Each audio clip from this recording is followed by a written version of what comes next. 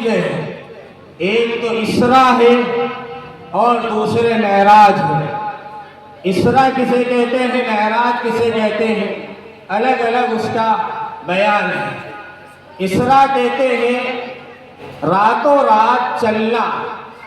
اللہ کے رسول صلی اللہ علیہ وسلم نے مکہ مکرمہ سے بیت المقدس کا جو سفر فرمایا تھا وہ سفر زمینی تھا، اس کو اسرا کہا جاتا ہے۔ اور بیت المقدس سے جو آپ صلی اللہ علیہ وسلم نے آسمان کا سفر کیا تھا اس کو معراج کہا جاتا ہے۔ معراج کے معنی ہوتے ہیں بلندی کے اور ایک معنی ہوتے ہیں سیڑھی کے۔ تو آپ صلی اللہ علیہ وسلم نے بیت المقدس سے آسمان کی سیر کی تھی۔ اسرا جب اللہ کے رسول صلی اللہ علیہ وسلم مکہ مکرمہ میں ام ہانی کے گھر میں آرام فرما تھے، اس وقت جبریل امین تشریف لائے اور آپ صلی اللہ علیہ وسلم کو بیدار کیا۔ آپ صلی اللہ علیہ وسلم لے کر آئے جو حتیم کا حصہ ہے، اس حتیم کے حصے میں آپ کو لٹا دیا۔ حتیم کا حصہ اور جو موجودہ اس وقت خانہ کعبہ ہے دونوں ایک ہیں، لیکن اس کو بہت لوگ نہیں سمجھ پاتے۔ بعض لوگ یہی سمجھتے ہیں کہ جس پر چھت پڑی ہوئی ہے، جس پر گلاف پڑا ہوا ہے وہی خانہ کعبہ ہے، اور حتیم کا جو بغل میں حصہ پڑا ہوا ہے جو چار دیواری ہے وہ حتیم ہے، اس کو کعبہ کا حصہ نہیں سمجھتے۔ ایسا نہیں ہے، یہ الگ کیوں ہوا اس کا بھی ایک پس منظر ہے۔ جب خانہ کعبہ کو اثر نو تعمیر کیا گیا تو اس وقت اعلان ہوا کہ جس کے پاس مال حلال ہے وہ خانہ کعبہ کی تعمیر میں مال حلال لگائے گا، حرام مال خانہ کعبہ کی تعمیر میں نہیں لگے گا۔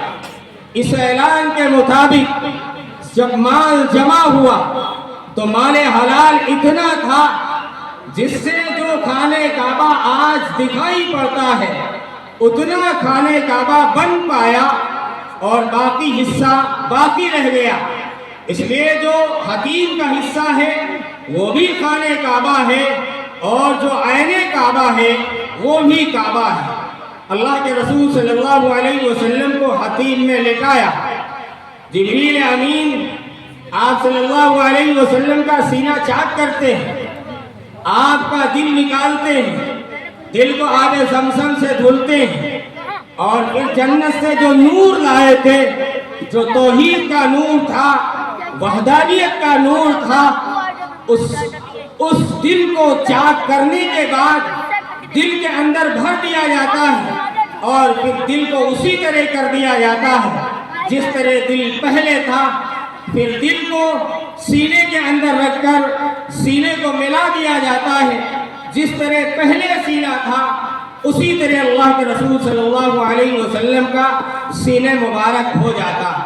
تو اللہ کے رسول صلی اللہ علیہ وسلم کو حتیم میں لٹایا۔ یہ واقعہ پیش آیا جس کو شق صدر کہا جاتا ہے۔ پھر اللہ کے رسول صلی اللہ علیہ وسلم سے جبریل امین نے عرض کیا، اے محمد یہاں پر 2 رکعت نماز نفل ادا کیجئے۔ اللہ کے رسول صلی اللہ علیہ وسلم نے 2 رکعت نماز نفل ادا کی۔ پھر اس کے بعد آپ صلی اللہ علیہ وسلم کو براق پر بٹھایا۔ آپ صلی اللہ علیہ وسلم براق پر آگے اور آپ کے پیچھے آپ کے ردیف حضرت جبریل امین ہے۔ جبریل امین آپ کو لے کر مدینہ منورہ پہنچتے ہیں۔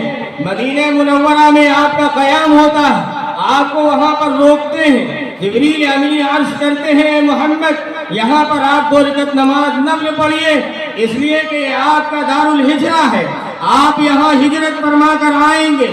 اللہ کے رسول صلی اللہ علیہ وسلم 2 رکعت نماز پڑھتے ہیں۔ 2 رکعت نماز پڑھنے کے بعد جبریل امین آپ کو پھر براق پر سوار کرتے ہیں، آپ کے ردیف جبریل امین ہوتے ہیں۔ پھر تیسرا اسٹاپ ہوتا ہے، تیسرا اسٹاپ جس کو طور سینہ کہا گیا ہے، وہ طور سینا جہاں پر اللہ تبارک و تعالیٰ نے حضرت موسیٰ علیہ السلام سے ہم کلامی کی تھی اور ان کو تورات جیسی کتاب عنایت فرمائی تھی.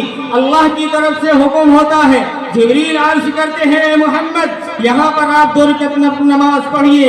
اللہ کے رسول صلی اللہ علیہ وسلم 2 رکعت نماز پڑھتے ہیں. پھر حضرت جبریل فرماتے ہیں اے محمد آگے بڑھیے.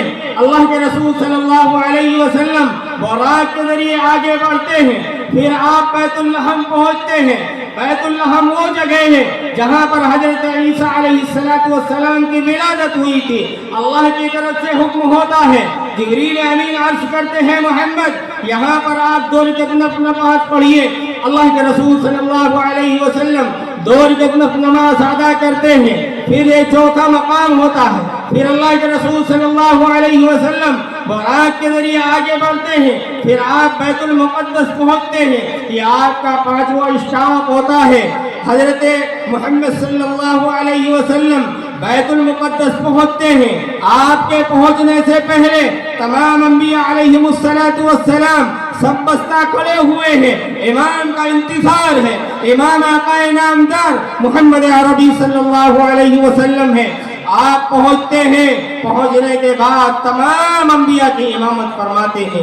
اللہ کے رسول صلی اللہ علیہ وسلم امامت فرماتے ہیں. تو یہ جو اسراء کا واقعہ جو آپ مکے سے شروع کیا تھا بیت المقدس میں ختم ہوا تھا، یہ واقعہ مکمل ہوتا ہے. پھر یہیں سے اللہ کے رسول صلی اللہ علیہ وسلم کے لیے سیڑھی لگائی جاتی ہے. جبریل امین آپ صلی اللہ علیہ وسلم کو لے کر آسمان پر پہنچتے ہیں. پہلے آسمان پر پہنچتے ہیں، دستک دی جاتی ہے. عرض ہوتا ہے وہاں سے کون؟ جبریل امین عرض کرتے ہیں جبریل. پھر پوچھا جاتا ہے جبریل سے من معک، تمہارے ساتھ کون ہے؟ جبریل امین عرض کرتے ہیں میرے ساتھ محمد ہے. دروازہ کھولا جاتا ہے، آپ کا ویلکم کیا جاتا ہے، خوش آمدید کیا جاتا ہے. فرشتے آپ کا استقبال کرتے ہیں. آپ کی ملاقات جناب محمد الرسول اللہ صلی اللہ علیہ وسلم کی ملاقات پہلے آسمان پر حضرت آدم علی نبینا علیہ السلام سے ہوتی ہے. پھر اللہ کے رسول صلی اللہ علیہ وسلم کو جبریل امین لے کر دوسرے آسمان پر پہنچتے ہیں. دوسرے آسمان پر پھر وہی سوال ہوتا ہے. دستک دی جاتی ہے کون؟ جبریل. ساتھ میں کون؟ محمد. پھر آپ اندر داخل ہوتے ہیں اور وہاں پر آپ کا استقبال فرشتے کرتے ہیں.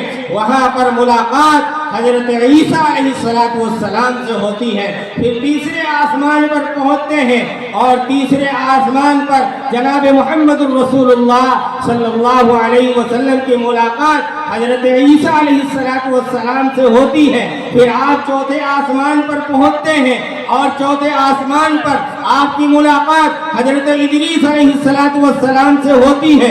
پھر آپ 5ویں آسمان پر پہنچتے ہیں اور 5ویں آسمان پر آپ کی ملاقات حضرت ہارون علیہ السلام سے ہوتی ہے. پھر آپ 6 آسمان پر پہنچتے ہیں اور 6 آسمان پر آپ کی ملاقات حضرت موسیٰ علیہ السلام سے ہوتی ہے. پھر آپ 7ویں آسمان پر پہنچتے ہیں اور 7ویں آسمان پر آپ کی ملاقات آپ کے جد امجد حضرت ابراہیم علی نبینا علیہ السلام سے ہوتی ہے. اس طرح اللہ کے رسول صلی اللہ علیہ وسلم 7 آسمان کی سیر کرتے ہیں. پھر جبریل امین آپ کو لے کر آگے بڑھتے ہیں جس کو سدرۃ المنتہا کہا جاتا ہے. وہاں جب اللہ کے رسول صلی اللہ علیہ وسلم کو لے کر پہنچتے ہیں پھر آگے کا سدرۃ المنتہا پہنچتے ہیں. پھر آگے کا جب حال ہوتا ہے، آگے کی سواری کا معاملہ ہوتا ہے تو جبریل امین کہتے ہیں بس میں یہیں تک جا سکتا ہوں، اس کے آگے مجھے اجازت نہیں ہے جانے کی.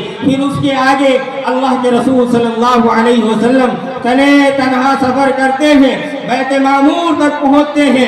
اللہ تعالیٰ سے ملاقات ہوتی ہے، ہم کلامی ہوتی ہے، اللہ کا دیدار ہوتا ہے. پھر اللہ کے رسول صلی اللہ علیہ وسلم جب واپس ہوتے ہیں تو اللہ کے رسول صلی اللہ علیہ وسلم کو 50 وقت کی نماز دی جاتی ہے۔ میرے بھائیو بزرگوں، جس طرح دنیا کے اندر خانہ کعبہ ہے جس کا طواف انسان کرتے ہیں، جنات کرتے ہیں، فرشتے کرتے ہیں، اسی طرح اللہ تعالیٰ نے آسمان پر بیت معمور بنا رکھا ہے۔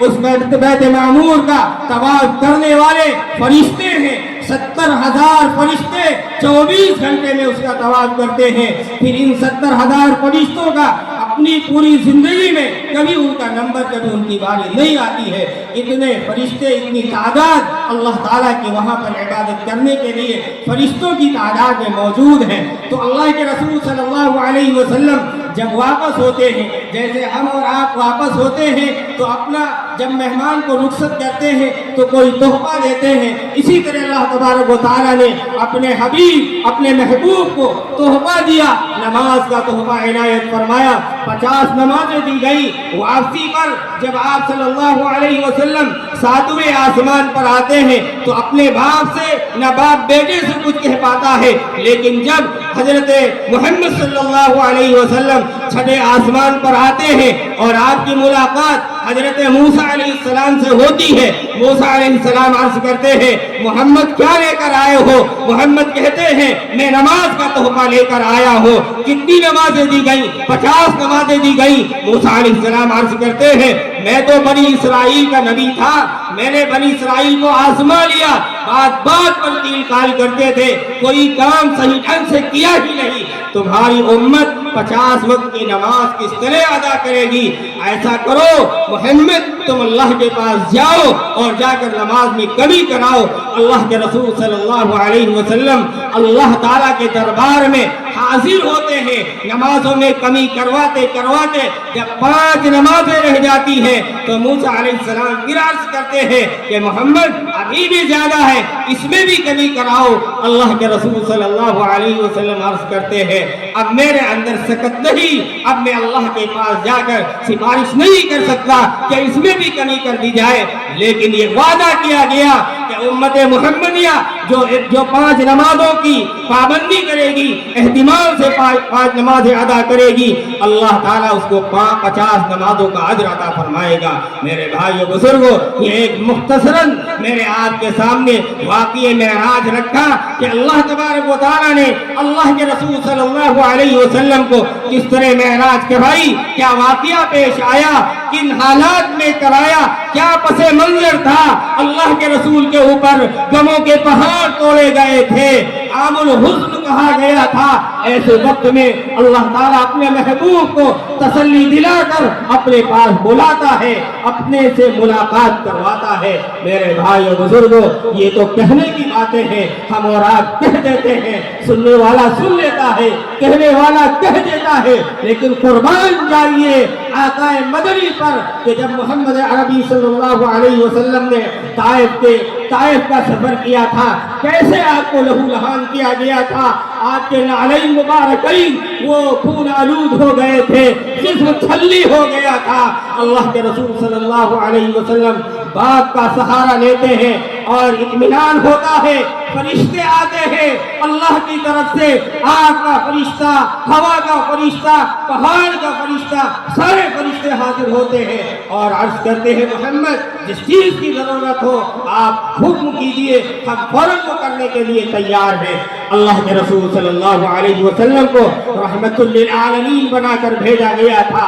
آپ صلی اللہ علیہ وسلم عرض کرتے ہیں کہ میرا خدا مجھے دیکھ رہا ہے، اگر میرے خدا کو یہ منظور ہے تو میں اس کے لیے تیار ہوں، پریشانیاں برداشت کرنے کے لیے، تکلیفیں جھیلنے کے لیے تیار ہوں۔ جناب محمد الرسول اللہ صلی اللہ علیہ وسلم اللہ کی بارگاہ میں عرض کرتے ہیں اللہم اشکو ضعف قوتی وقلت حیلتی وحوانی علی الناس یا ارحم الراحمین۔ اے اللہ میں بے بس ہوں، میں مجبور ہوں، آج تو میری مجبوریوں کو دیکھ رہا ہے، میری مجبوریوں کی لاج رکھنا، اور یہ اللہ کے رسول کی دعا کا صدقہ تھا کہ اس وقت لوگوں نے دعوت کو ٹھکرایا، لیکن ایک وقت ایسا آیا کہ پوری قوم نے، پورے طائف کے لوگوں نے اسلام قبول کیا۔ یہ اللہ تعالیٰ نے آپ صلی اللہ علیہ وسلم کے ذریعے دکھا دیا۔ اس لیے میرے بھائی بزرگوں، جب بھی ہمیں کوئی تکلیف آئے، کوئی اذیت آئے، خاص طور سے دین کے راستے میں، تو ہم عین سنت سمجھتے ہوئے اس کو برداشت کریں۔ اللہ تعالیٰ ہمارے لیے راستوں کو ہموار کرے گا، اور اگر ہم اس سے مقابلے کے لیے کھڑے ہو گئے تو اللہ کی آنے والی مدد وہ ہم سے اٹھا لی جائے گی۔ اللہ تبارک و تعالیٰ ہم سب کو ان حقائق پر عمل کرنے کی توفیق عطا فرمائے۔ وآخر دعوانا ان الحمد للہ رب العالمین، والسلام علیکم ورحمۃ اللہ وبرکاتہ۔ ماشاءاللہ، سبحان اللہ۔ سرور دین وفائیں کرتے تھے، سرور دین وفائیں کرتے تھے، درگزر سب خطائیں کرتے تھے۔ سرور دین وفائیں کرتے تھے، درگزر سب خطائیں کرتے تھے، اور زخم دیتے تھے وہ جو طائف میں، زخم دیتے تھے وہ جو طائف میں، ان کے حق میں دعائیں کرتے تھے، ان کے حق میں دعائیں کرتے تھے۔ محترم حضرات، یہ تھے مفتی احسن صاحب جو اپنی خطابت سے آپ حضرات کو مستفیض فرما رہے تھے۔ اب آئیے